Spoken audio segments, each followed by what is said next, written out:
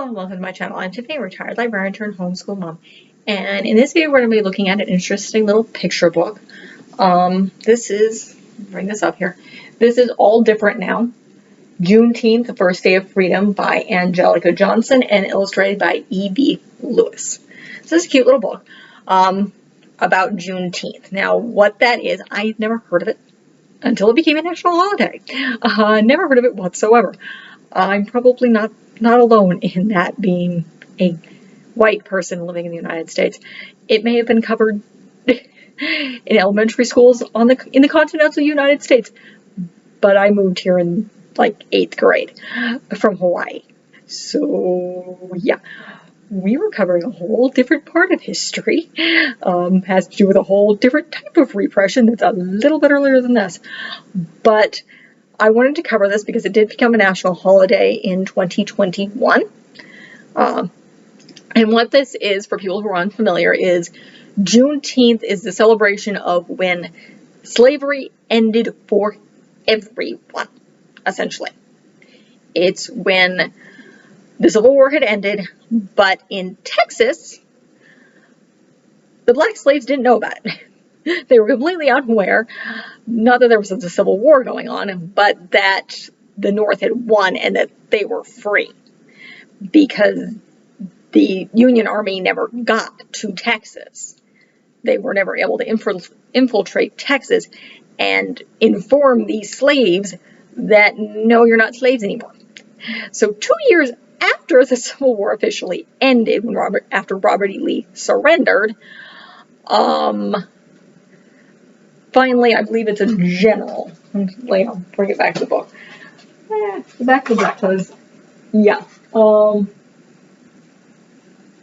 It was June 19th, 1865, when Major General Gordon Granger arrives in Galveston, Texas, and pretty much informed everyone that the Civil War is over and the slaves were free. So this was several months after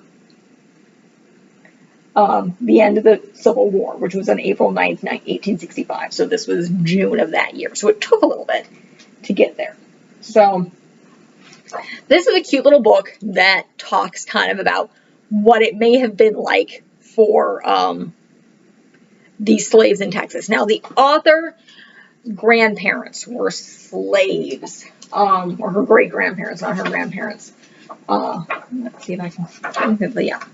So, yeah, they were slaves in, like she talks about her understanding of this book. Yeah. Her grandparents' home in Alabama. So her great-grandparents were slaves, and she always kind of wondered what it was like for the people in Texas when they finally heard, by the way, you're free. So that's what this book kind of tells the tale of. You have some very, very beautiful illustrations. So you start off, it's morning, and the breeze comes, and you have this young girl saying, the breeze is coming to wake us. You see this beautiful, she's lying in a typical slave cottage, sharing a bed with several other people. And basically they got up, they ate a little, and they went out and worked in the fields, in the hot Texas sun. And then word spread from the port. They came from Galveston to the town, to the countryside, and into the fields. Slowly, the word that they were free was spreading. And this is kind of what it says, that a Union general had read from a balcony that we were all now and forever free, and things would all be different now. And they talk about how it's her Aunt Laura sang, she held her baby.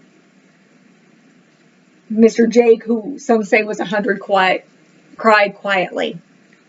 And a whole bunch of grown-up people bowed their heads and whispered things she could not hear.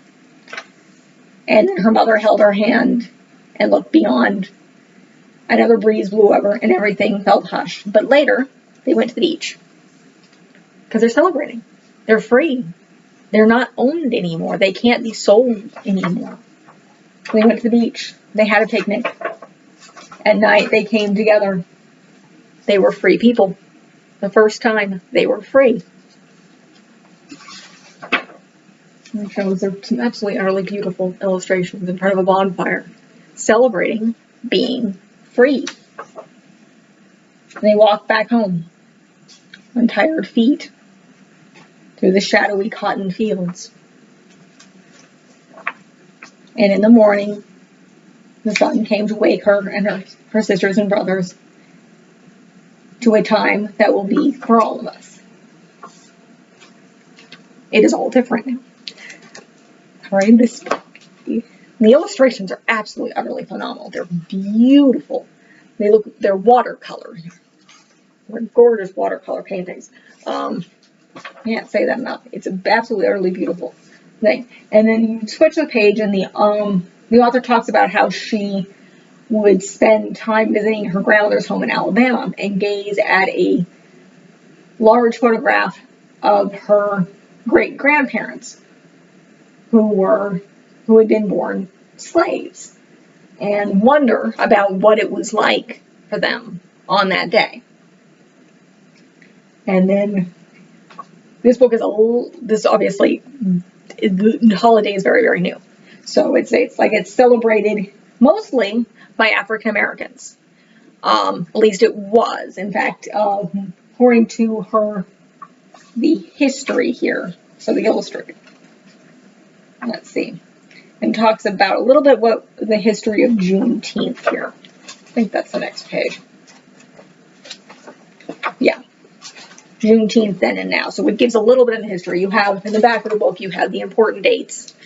January 1st, 1863 is when Lincoln issues the Emancipation Proclamation, which, let's face it, except for in the North, it meant diddly squat because the Civil War was going on. So, then in basically the April of 1864, the Senate agrees to add the 13th Amendment to the United States Constitution, which abolishes slavery, 13th Amendment. House of Representatives votes to agree.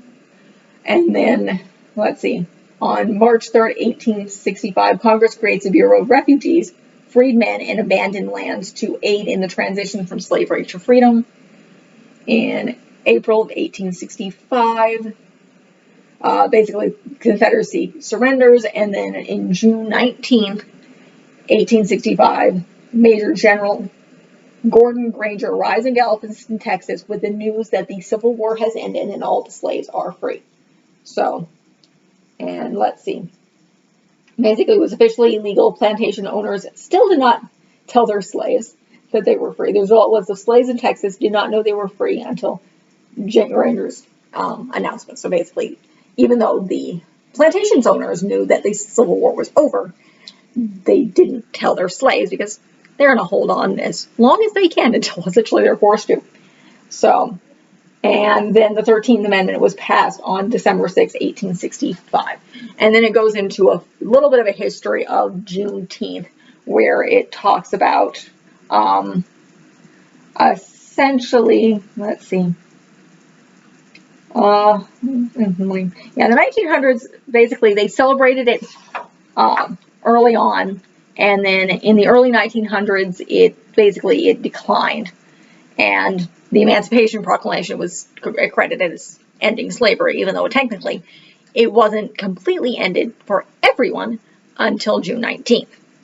So, and again, historians realize, even we realize now, the Emancipation Proclamation didn't do anything until the Civil War was over. Until the South had surrendered, the South was technically claiming to be a different country, so the Emancipation Proclamation did nothing for the majority of the slaves.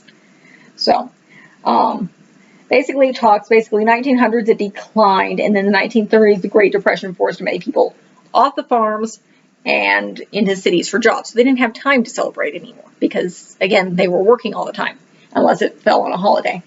It revived in the 1950s and 60s during the Civil Rights Movement, which makes sense. Again, they're back to, essentially, I always think of the Civil Rights Movement as the Civil War round 2. because why it wasn't a full-on war, it was kind of a full-on war. There was quite a few battles going on, and people were dying, and not quite as badly, obviously. The Civil War was pretty nasty, but it was a small war in many cases. That's in still ways not entirely done. We're still having skirmishes and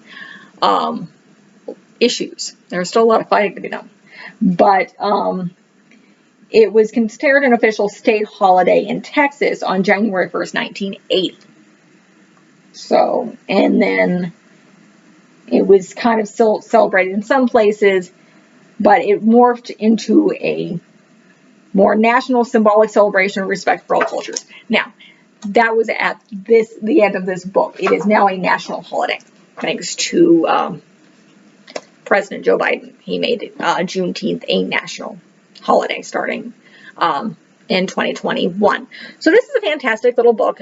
Great introduction to younger children to what the heck Juneteenth is and what it means.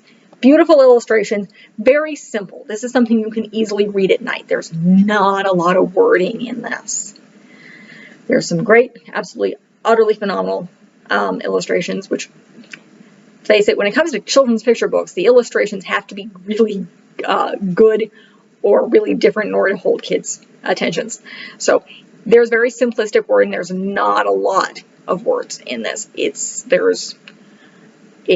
easy. It's something that I would read during a children's story time. If I ever did a Juneteenth thing when I was doing toddler story times, this would be a great book to pick to do it. It's an absolutely easy read, very simple, perfect for that kind of thing without a lot of wording. So this is something you can read to your kids at night. Great story time book. Really, really good for the really young ones, particularly when you're starting looking at the history. So that's really it for this review. There's not much to say about this book besides, again, great introduction to the Juneteenth holiday. And I believe I have one more book I'm doing about Juneteenth, but this is being filmed on September 10th of 2021. The second book actually does not come out until this January of 2022, so it will literally be a brand new book when I review it. So it'll have just come out. So it will reflect the current understanding that, yes, this is in fact a national holiday. So if you like this review, be sure to check out the rest of my channel. I do a lot of children's picture books. I have an entire collection of stuff that that came out in February on African American, specifically celebrating Black History Month. So both kid-focused and not so kid-focused. Yeah, I covered the color purple. If you're not aware of that, it's not kid-focused at all. It's a very, very good book on African American culture and life in the 1920s and a lesbian relationship and a lot of interesting things. It's a very, very good book. But be sure to check that out along with a lot of the other stuff I've covered on Black history, along with all sorts of other stuff. I have dozens of books reviews, quite a few film reviews. Some are a little on the older side. Normally I try to stick it to educational. Sometimes it's just fun. But a ton of stuff. I also have some secular, non-religious homeschooling reviews. Basically, I have a collection of law reviews as of right now. I intend to add to that, but my child is 2. So we're not doing really any structured homeschooling stuff quite yet. I will be adding that as we go along. So in 2021 or 2022 specifically, when my daughter turns 3, I'll probably be adding more of those reviews. But otherwise, be sure to like and subscribe, see what I've already got, and look forward to more. Thank you.